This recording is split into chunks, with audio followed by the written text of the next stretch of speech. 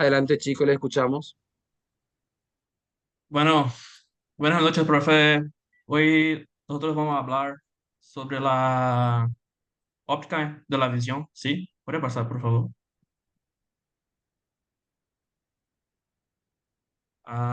Nuestro grupo es formado por Brian, Diogo, Jonathan, Joe Lucas, Mateus, Pedro Titolina, Rafael Giordani e Yasmin Oliveira Teófilo. ¿Puede pasar?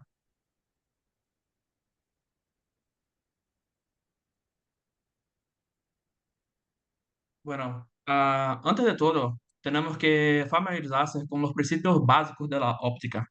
¿Qué es óptica? Hablando de óptica, en la visión, es la parte de la física que estudia el comportamiento de los rayos de luz en relación con el globo ocular. O sea, la luz que viene de afuera dentro de su ojo. ¿Sí? Y también tiene demasiadas, ¿cómo se dice? Nomenclaturas que hace parte de la óptica, ¿sí? Que viene de la física y se aplica a óptica de la visión. Y una de las primeras que es la refracción. ¿Y qué sería la refracción? La refracción nada más es que el cambio de dirección o velocidad de una onda, como la luz, que usted está mirando, usted es posible mirar las cosas e identificar. Justamente por eso que viene la refracción pasando del aire, ¿sí? A su ojo, como se dice acá, al pasar de un medio a otro. Y esto ocurre porque la velocidad de la onda varía según el medio en que se propaga. O sea, si acá afuera la luz se va a 300 miles por segundo, ¿sí? A kilómetros por segundo, en mi ojo va a ser casi la misma cosa. O, por ejemplo, si yo cambio, ¿sí? De el medio sólido puede ser a 200.000 kilómetros, ¿no? Por segundo. Y cada parte, cada superficie, cada cosa va a tener su cambio de refracción, porque va a pasar la luz, ¿sí? De un medio a otro. Puede pasar. Acá nosotros tenemos un ejemplo, ¿sí? De la refracción que pasa en nuestro ojo, ¿sí? Como usted está viendo acá, tiene el ángulo de incidencia, que sería recto, ¿sí? Pero cuando usted, por ejemplo, está haciendo una pesca para agarrar un pescado, usted mira que el pescado puede estar un poco más atrás, pero en realidad está un poco más adelante, ¿sí? Acá la misma cosa se pasa, ¿sí? Cuando se cambia del aire, ¿sí? Al medio sólido que sería la agua, el líquido, la verdad, al agua.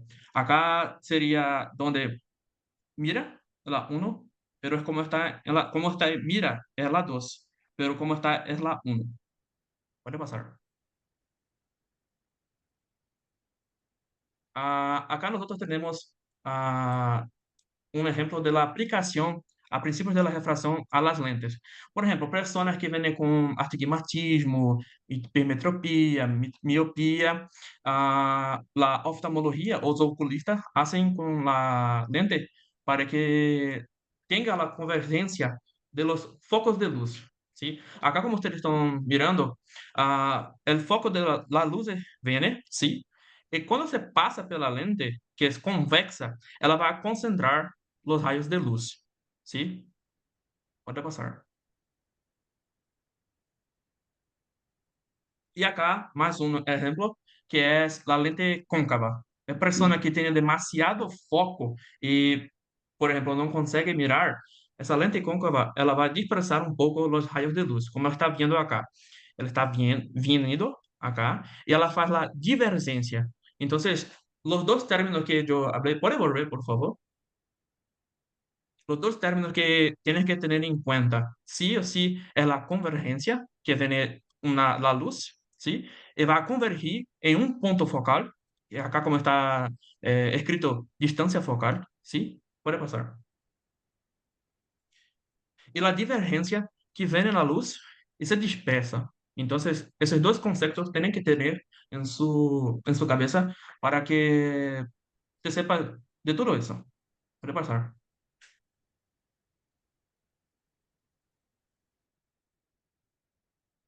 Sí, buenas noches, me llamo Jonathan. Yo voy a hablar un poco sobre las lentes cilíndrica y la lente esférica, né? Uma comparação entre as duas. Aqui temos duas lentes convexas, uma esférica e outra cilíndrica. La cilíndrica desvia os raios luminosos em suas caras, pero no lo hacen nem em sua parte superior nem em la inferior. É dizer que la desviação se produz em um solo plano, pero no lo en outro. Os raios luminosos paralelos se desviam hacia uma linha focal. Então quer dizer que quando os raios atravessam lá o campo cilíndrico, lá, ele produz uma linha focal, não um ponto, como em la esférica. E os raios luminosos parecem desviam hacia uma linha, né? Ele forma uma linha. É como se fosse um tubo de ensaio. Os raios paralelos penetram, atravessam e formam um foco em forma de linha, que é chamada de linha focal. E já lá na esférica, sofre uma refração por todos os bordes, em ambos os planos, hacia o raio central e todos se dirigem hacia um plano focal. Um ponto focal, ele forma um ponto. Ele atravessa a esfera e por todos os planos e ele forma um ponto de foco. Então, as lentes côncavas, elas provocam divergência dos raios luminosos. E as lentes convexas provocam convergência dos raios luminosos, todos em um solo plano. Pode passar.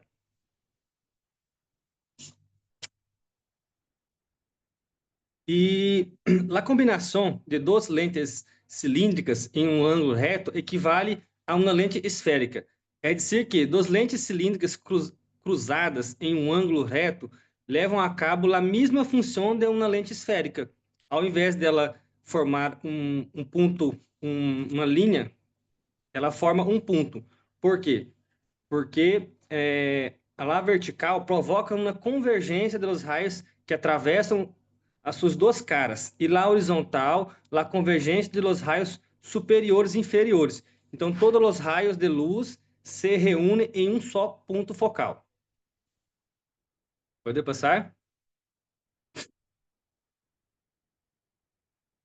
Pode passar?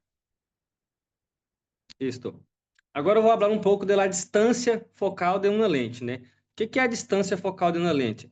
É a distância que ela percorre até o seu ponto de foco. Então, é a distância que converge os raios paralelos a um ponto focal comum de trás da lente convexa. Então, os raios paralelos, eles formam um ponto mais próximo, e os raios divergentes, os raios que saem divergentes, ele formam um ponto que é mais largo, né?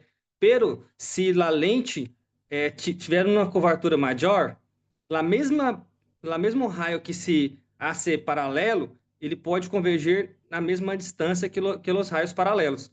Se ele pode sair divergente e ligar a mesma distância dos raios paralelos. Então, quando os raios de luz que já são divergentes ligam a uma lente convexa, a distância hasta o foco em el lado oposto da lente é mais larga que a distância dos raios paralelos. Pero com uma lente convexa cuja curvatura é muito maior e os raios ligam divergentes, é possível concentrar o foco a la mesma distância que os raios que ligam paralelos. Pode passar?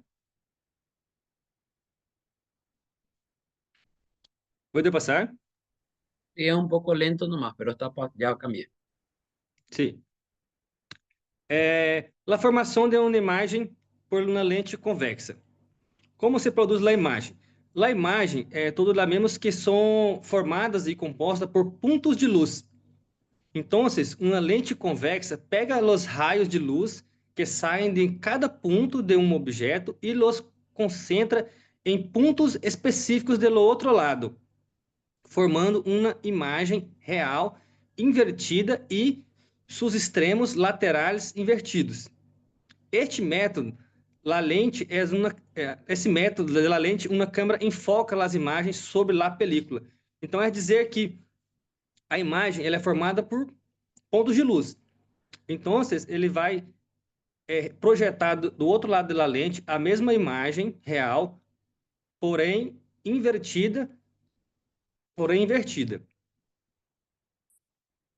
Pode passar?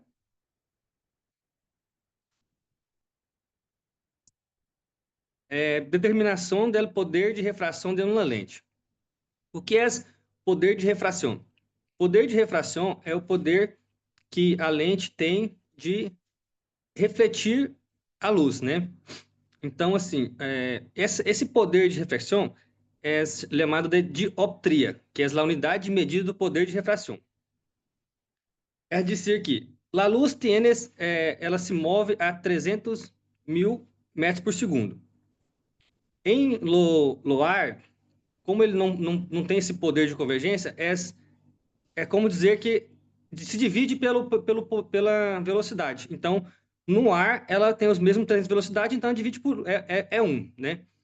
Então, quanto mais ampla seja a desviação dos raios luminosos por uma lente, maior é seu poder de refração e menor será a distância focal, né? Então, a velocidade do raio é dividido pela velocidade que a luz atravessa o devido objeto. Então, quando o poder de refração das lentes côncavas não se pode estabelecer por esse método, porque ela, em vez dela converger, ela diverge, né? Então, estabelecer em função da distância focal. Os raios se divergem em vez de concentrar-se em um ponto. Pero se dispersa os raios em uma mesma proporção que uma lente convexa de uma dióptra, os reúne. Se disse que a lente côncava tem uma potência dióptra de -1. As lentes côncavas, então, elas neutralizam o poder de refração das lentes convexas. Então, se colocar uma lente côncava e uma lente convexa logo em frente, elas vão se anular. Então, ela não vai ter poder de refração. Então, quer dizer que o poder de refração é nulo. Pode passar?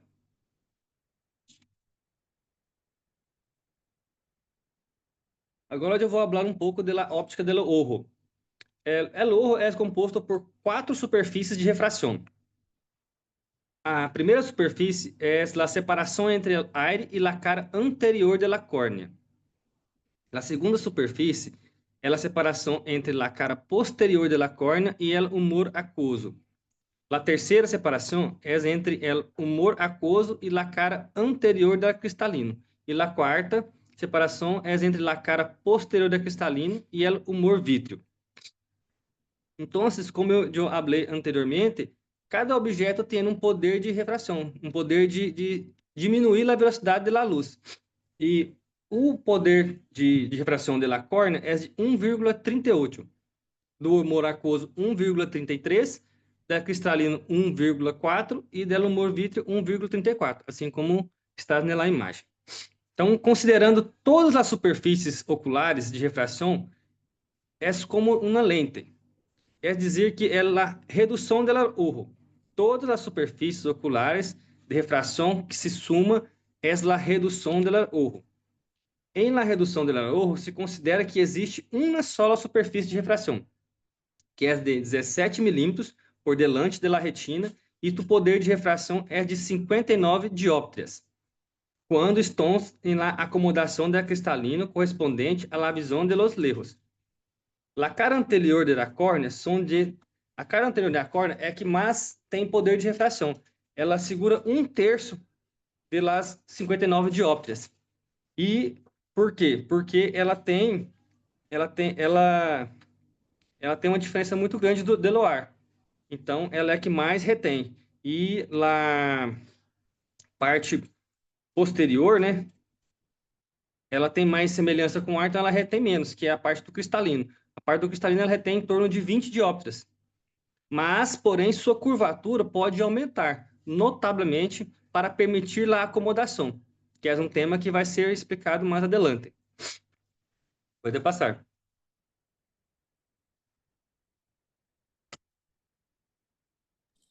Entonces, yo me llamo Pedro y yo voy a estar hablando ahora sobre la formación de imagen en la retina. La imagen se forma por la refracción de la luz a través de la córnea y el cristalino, proyectándose invertida en la retina, como mi amigo John acabó de explicar. Nuestro cerebro corrige esta inversión para percibir los objetos en su posición correcta, así que yo pueda ver un objeto y tocarlo de manera que yo consiga me localizar en el espacio. De manera que nuestro cerebro corrige Essa é a inversión natural que ocurre cuando la luz pasa por nuestro cristalino y por nuestra córnea. Puede pasar.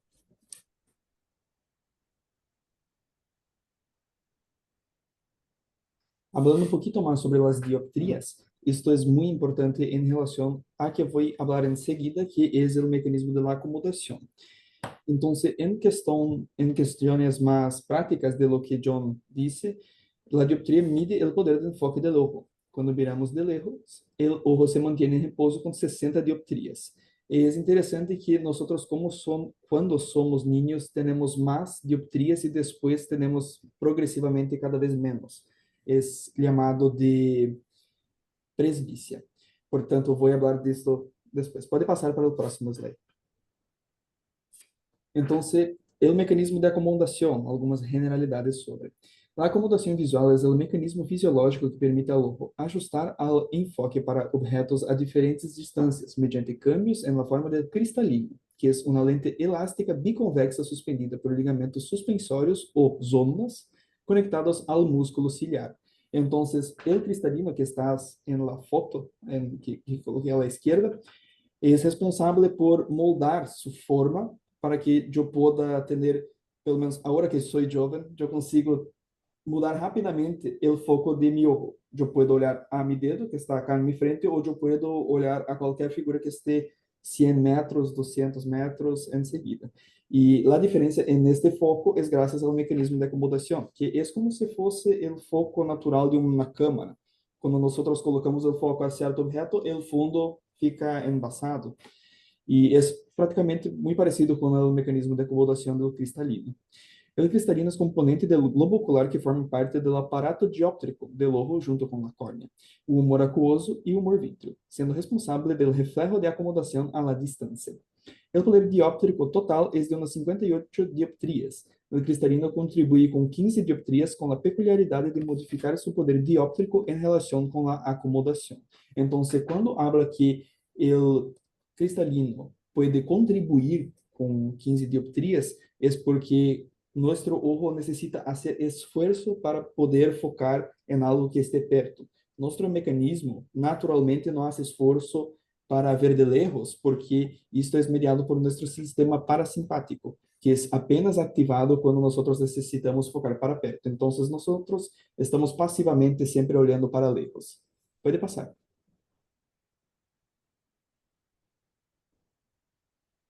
En la visión de cerca, el cristalino modifica su curvatura anterior, lo que provoca un incremento de su poder de refracción y permite el proceso de acomodación.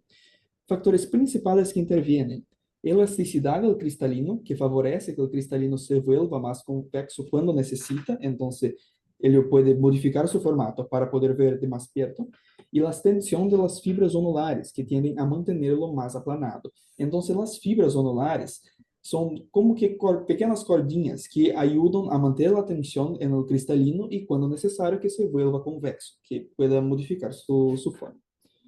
En el equilibrio entre estos dos mecanismos se logra la adaptación de la visión cercana y lejana. Puede pasar.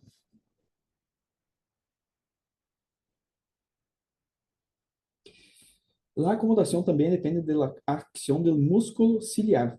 Cuando este músculo se contrae hacia el interior, las fibras de la zónula, que son como si fuesen pequeñas cordinhas, se relajan, lo que facilita que la superficie anterior del cristalino aumente su curvatura. En relajación del músculo ciliar, tenemos la visión lejana, que fue que yo hablé anteriormente, que pasivamente nosotros vemos de lejas, y cuando activamos ese sistema por medio del sistema nervioso parasimpático, nosotros podemos focar en las cosas que están perto. En el caso, en la contracción del músculo ciliar, tenemos la visión cercana. Puede pasar.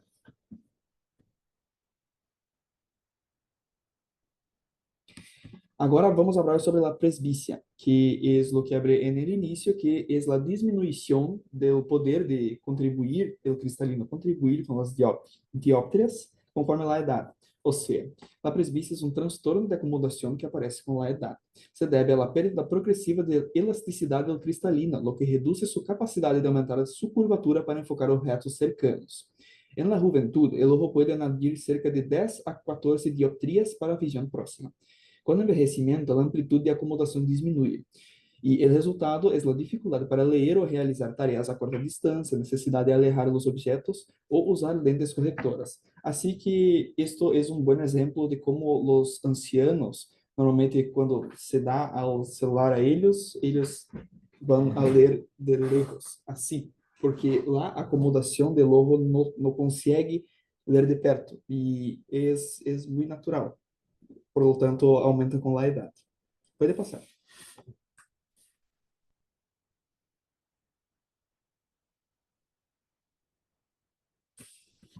Bueno, me llamo Brian y cuanto al diámetro de la pupila puede reducirse hasta 1,5 milímetros y ampliarse hasta 8 milímetros de diámetro. Y la principal función de esta variación es controlar la cantidad de luz que entra en el ojo. Pero también puede pasar.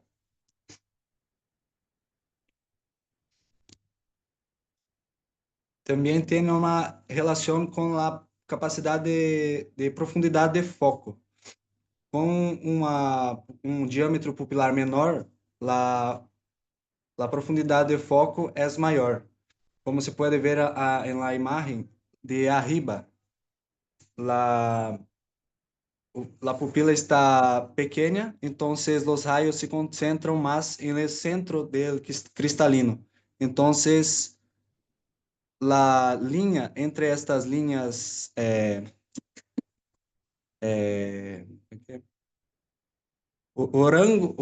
tem um rango maior de profundidade de foco. Então, o objeto pode ir mais para frente ou mais para perto, que vai continuar focado. Em cambio, na imagem de baixo, quando o diâmetro pupilar está maior, a profundidade de foco é menor. Tem solo se foca em riba de la retina, então se o objeto vai mais para longe ou um pouquinho mais para perto, já se desfoca. Pode passar. E alguns erros de refração, como miopia e hipermetropia. Aqui temos a emetropia, que é a visão normal. Na imagem de la direita, de arriba, temos um esquema que os raios de luz se enfocam exatamente em riba de la retina. Então, essa é a visão normal. Agora pode passar.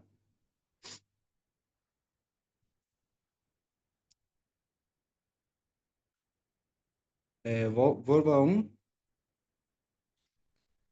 Mais 1.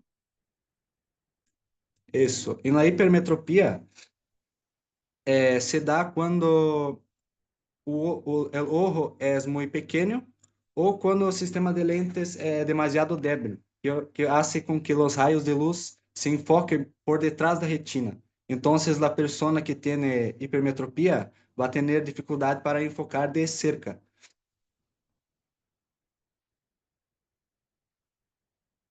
Pode passar.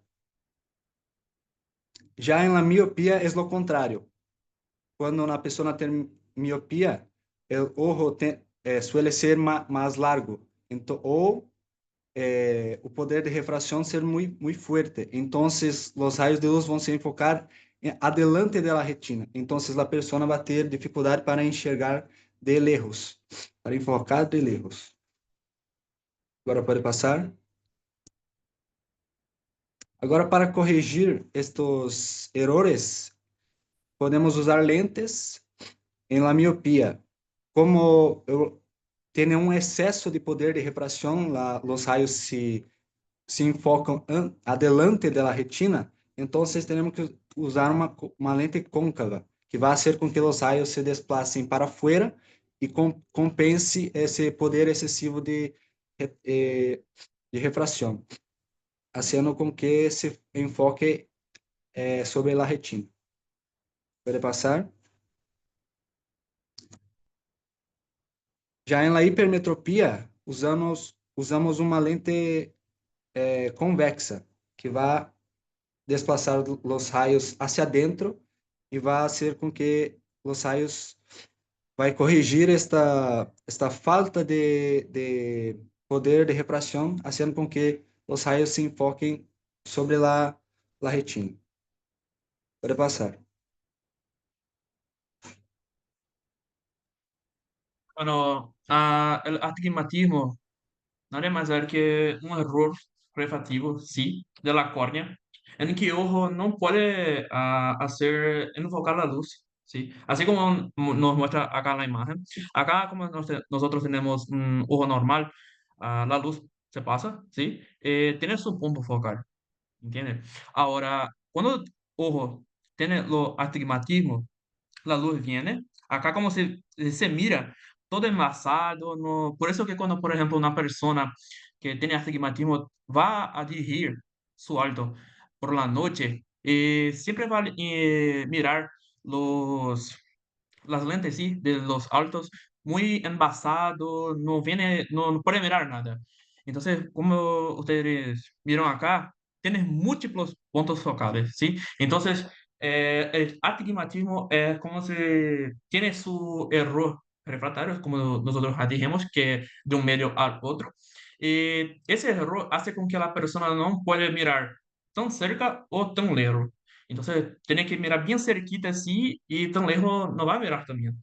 Entonces, para que la persona haga una cosa, tiene que ir al oculista así y mirar la mejor lente para su vida, ¿sí? Si no hace eso, muchas de las cosas que puede ocasionar serían, por ejemplo, la fatiga visual, ¿sí? Dolores de cabeza, dificultad para conducir de noche. Puede pasar.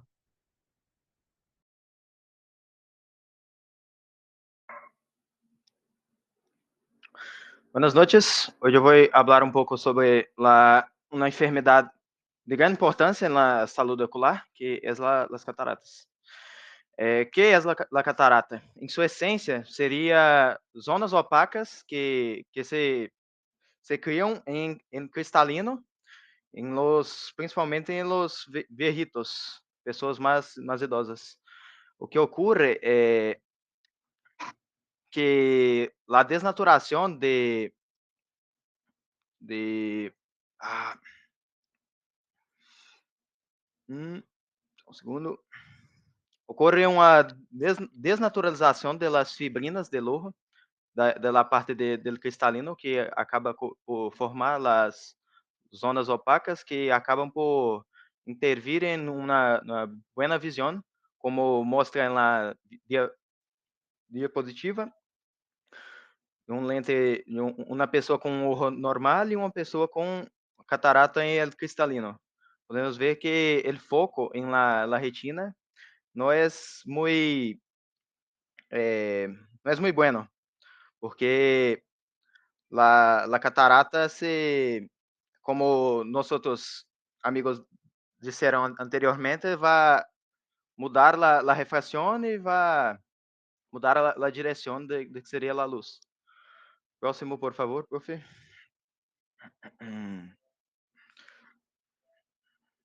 Acá tenemos, que yo hablé antes, las fibrinas del cristalino, que van desnaturalizar y pueden formar coágulos. Acá temos duas fases. A inicial, que seria a desnaturalização, que eu já falei anteriormente, e a fase avançada, que justamente é quando os coágulos de fibrina já começam a ser algum prejuízo na visão ocular de la persona.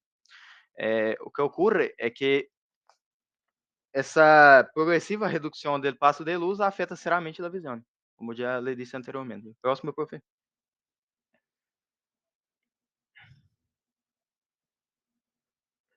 Acá temos uma intervenção quirúrgica, que é muito comum em los idosos também, que já têm sua visão seriamente afetada por las cataratas. Lo que fazemos é que sacamos o cristalino de la persona e lo substituímos por um cristalino de plástico, que vai devolver la visão a la persona que tinha anteriormente. Pode passar, por favor. Agora sobre a agudeza visual. Que seria a agudeza visual? Seria a capacidade do olho de distribuir entre fontes pontuais de luz próximas, ou seja, a percepção de las imagens próximas. Teste que hacemos sobre isso é mover rapidamente a cabeça. Podemos ver borrores em la imagem e acá temos algumas distâncias. Decimos sobre o cono de la fovea, que é aproximadamente 1,5 micrômetros, o que representa um acerto de pato de diâmetro. Próximo, profe.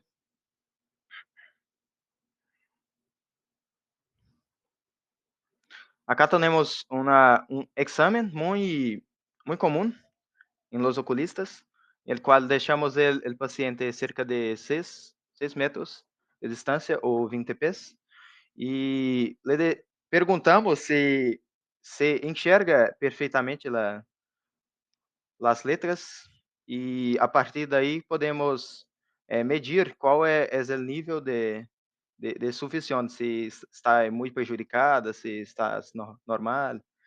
Acá a la derecha, mais a la derecha temos as tabelas de las distâncias que nós podemos ver, mas ter uma média de como está a visão de la persona. Próximo.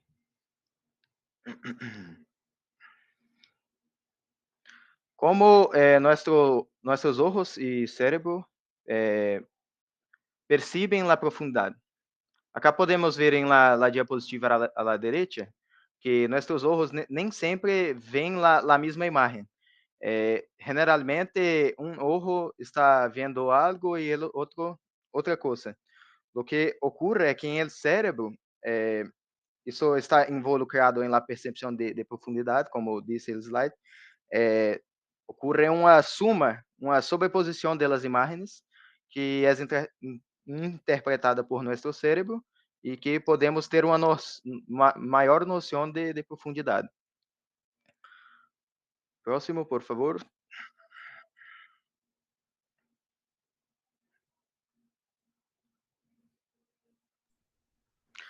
Bueno, mi nombre es Mateus. Eu vou falar um poquito do sistema humoral del ojo, né, que são os líquidos que contenemos em nossos ojos. El ojo está lleno de um líquido intraocular, cuja função é manter a pressão adequada para que en el globo ocular para que siga dilatado. Este líquido era dividido em dois compartimentos.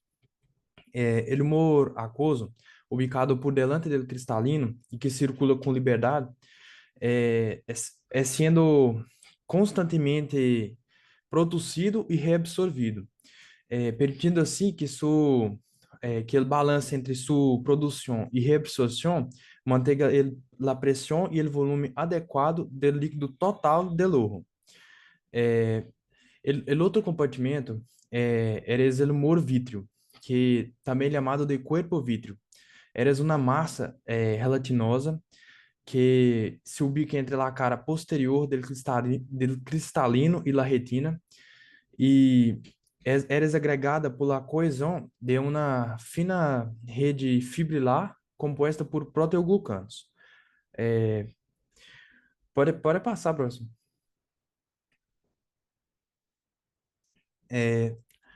La formação do humor aquoso por corpo ciliar. O humor aquoso era secretado por los processos ciliares, que são plegues que sobressalem desde o corpo ciliar hasta a parte que queda detrás del iris. Ele se forma principalmente através do gradiente de concentração que existem em los espaços intracelulares.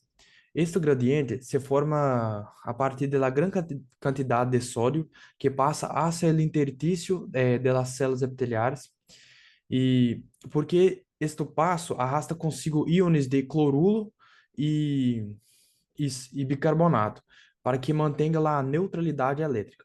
A capa vascular das artérias que estão ligando são muito permeáveis. E devido à grande quantidade de solutos presentes, ocorre um desplazamento osmótico de água e a substância resultante que flui hacia la câmara anterior del ojo, como voy a hablar posteriormente. Por ende, aminoácidos, ácido asbórrico e glucosa atravessam o epitélio por difusão facilitada e transporte ativo. Pode passar, prof.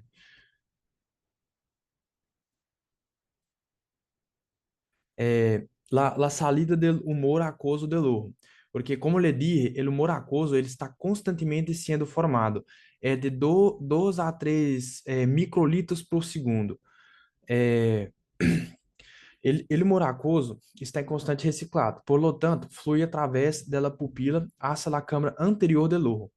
Circula por delante del cristalino hacia o ângulo que queda entre a córnea e a íris.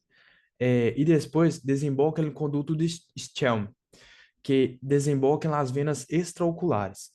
Existe uma estrutura no ojo Lem, que ele chama trabécula e sua função é regular a filtração do humor aquoso hacia as venas mais grandes do ojo, que suele conter humor aquoso e que se denomina venas aquosas, porque a maior parte do contenido dessas venas são o humor aquoso, tiene mais do que sangue venoso.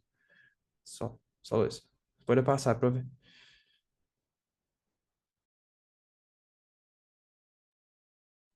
Buenas noches, hoy hablaré sobre la PIO, presión intraocular, también conocida como tensión ocular. Bueno, la presión intraocular hace referencia a la presión que ejercen los fluidos dentro del ojo y está determinada sobre todo por la resistencia a la salida del humor acuoso desde la cámara anterior hacia el conducto de Schlemm. Y gracias a esta presión, el ojo mantiene su forma casi esférica y puede funcionar correctamente. Y para que esto ocurra, la presión debe mantenerse dentro de un valor determinado, que es de 12 a 20 milímetros de mercurio, con un promedio de 15 milímetros de mercurio. O sea, un ojo sano debe tener una variación de más o menos 2 milímetros de mercurio. El instrumento que es usado para medir la presión del ojo es el tenómetro, que está al lado en la imagen. Se pone sobre la córnea después de anestesiarla y se hace un poco de presión y luego va a salir en la escala del aparejo la presión que hay en el ojo. Puede pasar, profe.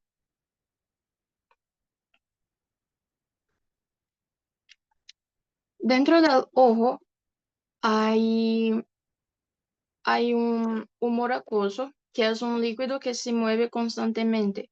Este líquido entra desde el cuerpo ciliar hacia la cámara central y sale hacia el canal de Schlemm, pasando por la malla trabecular. ¿Pero qué es la malla trabecular?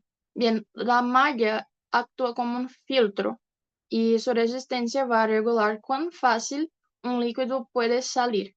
Si el líquido sale sin problemas, entonces perfecto, la presión se quedará buena, pero si hay una dificultad para salir, la presión aumenta. Cuando hay muchas partículas en el humor acuoso, como después de una hemorragia o de una infección, estas pueden acumularse en los espacios trabeculares y dificultar la salida del líquido, lo que puede provocar un glaucoma. Así que para mantener limpio el humor acuoso hay todo un sistema. Primero, son las láminas trabeculares que usan células fagocíticas para eliminar residuos. Después, las células reticuloendoteliales fuera del conducto de Schlemm que van a digerir los residuos, los restos. Y finalmente, el epitelio del iris y las estructuras cercanas que eliminan las partículas y proteínas. Puede pasar.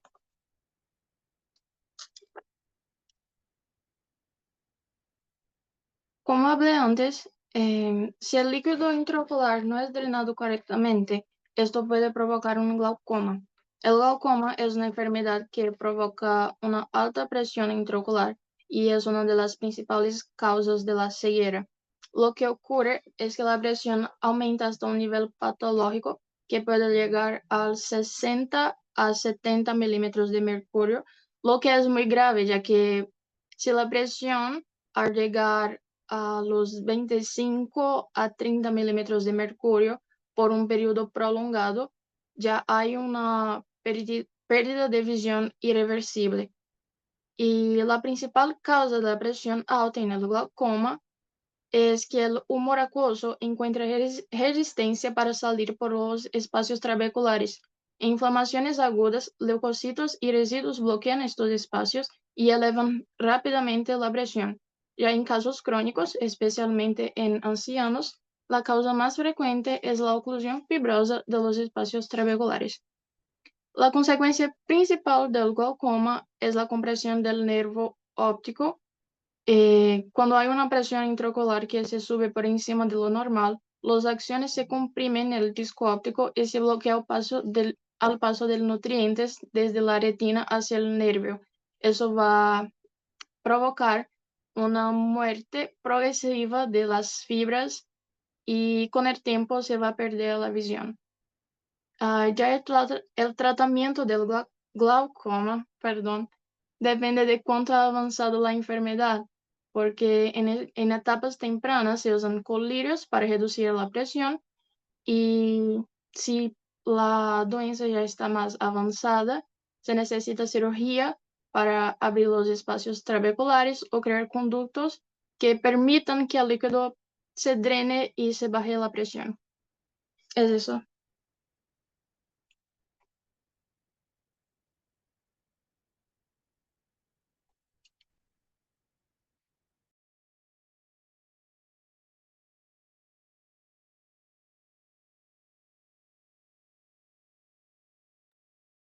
Profe, es eso, ahí es un ejemplo de lo que la Yasmin habló en todo, ¿sí? Es que quiero solo hablar, es que la persona, para todos nosotros, es que tienen que tener en cuenta sobre qué es refracción, ¿sí? Que es del cambio de la luz de un medio al otro, ¿sí? Saber qué es divergencia, convergencia, ¿sí? Y saber que el punto focal también, que es, creo que sea la parte que de esa parte de este capítulo que sea la parte que va a ayudar un poco más a las otras, ¿sí? Con eso nosotros terminamos nuestra presentación. Quiero agradecer a todos que están acá y muchas gracias por todo.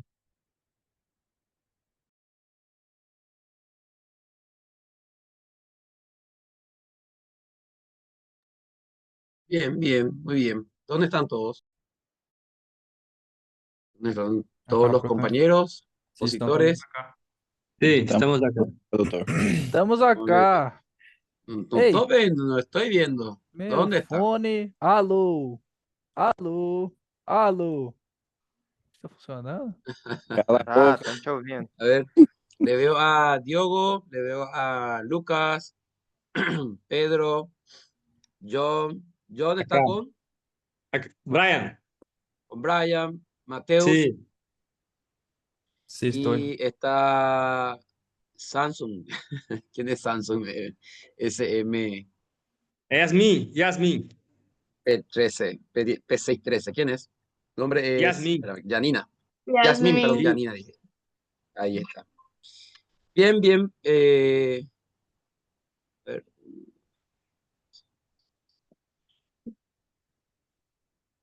bien, bien. El material está completo, el material está en base al libro de Guyton, están los títulos, están los puntos claves, como ya el compañero Lucas estuvo resaltando. Aquí hay unas palabras que, bueno, son las que tenemos que nosotros recordar. Entonces, índice de refracción, ¿qué es refracción? ¿Sí? ¿Qué es dioptría? Anoten esta palabra que le estoy diciendo. Entonces, anoten refracción, dioptría, ¿qué es un punto focal? ¿Sí? Y así también algunas cuestiones que, bueno, ya se citan en este capítulo. Fíjese que no es solamente fisio, sino también alteración de la fisiología que conllevan a lo que es alguna alteración oculares como la miopía, okay, hipermetropía, astigmatismo, presbicia, catarata, glaucoma.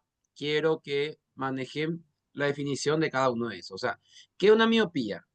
A ver si el grupo me puede responder qué es una miopía, que el paciente tiene dificultad para qué cosa. Enxergar de lejos.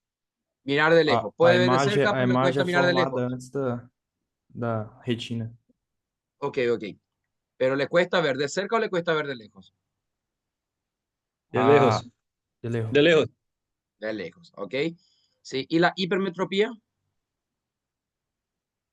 Para acerca.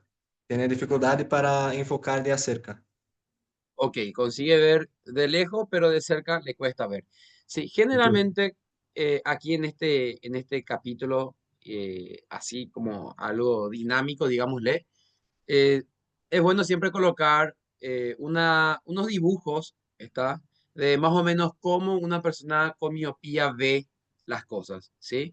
Comparando, por ejemplo, de cómo ve una persona con hipermetropía, ¿sí? Haciendo esas comparaciones. Entonces, sería bueno buscar una imagen así y, bueno, compartir con el grupo, ¿está bien? Entonces, ¿cómo ve una persona con miopía? ¿Cómo ve una persona con hipermetropía? Siempre hay una imagen comparativa con eso, ¿está bien? ¿Qué es cataratas? Es una enfermedad que ocurre en el coágulo de las fibrinas que va a atrapalhar plena visión, porque va a mudar toda la refracción del ojo. Específicamente, ¿cuál estructura? Llega a opacar qué estructura. El cristalino. Cristalino. ¿El cristalino o la córnea? Cristalino. Cristalino, Cristalino, ¿sí? ok. ¿Y qué es astigmatismo? Astigmatismo nada más que un error también de la curva, sí, de la retina, que te va a tener dificultad de mirar cerca y lejos. Lejos. ¿De la retina, del cristalino o de la córnea? De la córnea, sí, de la córnea. Lo Ok, siento. está.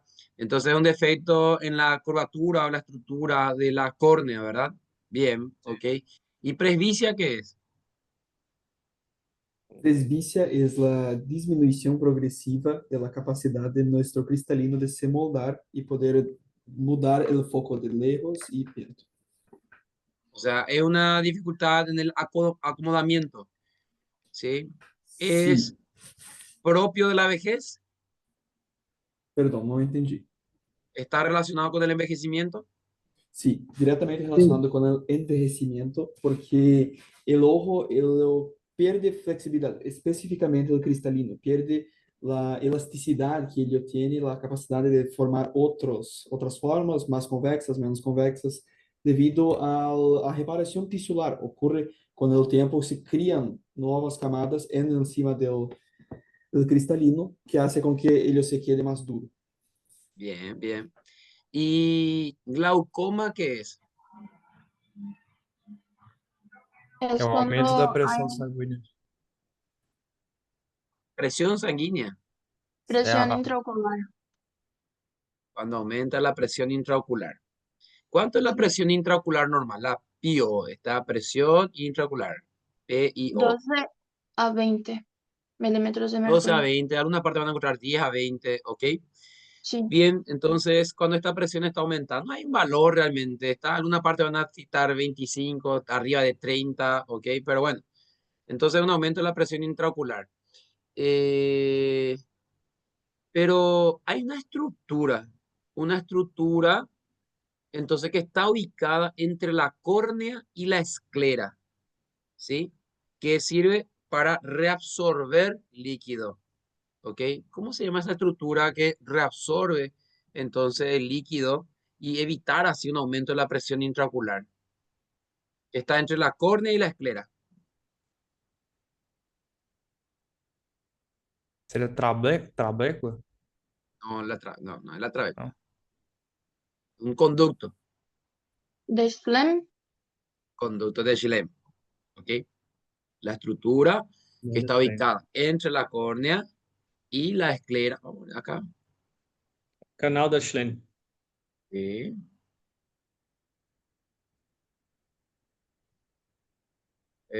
Acá. Ahí está. ¿Ven? Aquí. Canal de Schlemm. ¿Vale? Canal de Schlemm. Bien. Ahora, ¿qué más quiero que vayan revisando? Bien, está bien. Quiero que vayan revisando con qué lente se corrige una miopía, con qué lente se corrige una hipermetropía, ¿sí? Entonces, ahí el compañero John estuvo citando entonces con relación a eso en su presentación. Entonces, anoten ahí, con qué lente se corrige una miopía, con qué tipo de lente se corrige una hipermetropía, ¿está bien? Bueno, eso para cuando lleguen después en oftalmología le va a servir muchísimo, ¿está bien? Bueno, Creo que, más te- que creo eso, que, te- simplemente, sí. creo que tenía una diapositiva diciendo eso. Ah, ok. Bueno, ok, pero búscame ahí como para eh, tópicos. Yo lo que quiero que hagan es Sí, juntar esto sí, que les sí, estoy sí. diciendo como tópicos para mandarles después en el grupo a los compañeros. Está, el profe dijo, el profe quiere que repasen esto. Está definición de dioptría, diferencia entre miopía, hipermetropía, astigmatismo, qué es catarata, qué es glaucoma, cuánto es la presión intraocular, ¿sí? Entonces, ¿qué es el conducto de Schlemm? Ahí está. ¿Con qué se corrige la miopía? ¿Con qué se corrige la hipermetropía? ¿Está bien? Son los tópicos que quiero que vayan mirando. ¿Está bien? Sí. Bueno, más que Perfecto. eso, simplemente felicitarle, está, y bueno, también agradecerle por su tiempo. Entonces, están de parabienes. Y los compañeros también que están ahí participando. Veo que estamos 38 ahora. Entonces, felicitaciones para todos, ¿sí? Gracias, profe. Gracias. Dale, gracias, Dale. profe. Chao, Gracias, chao. doctor. Dale. Muchas gracias, Dale. profe. Chao.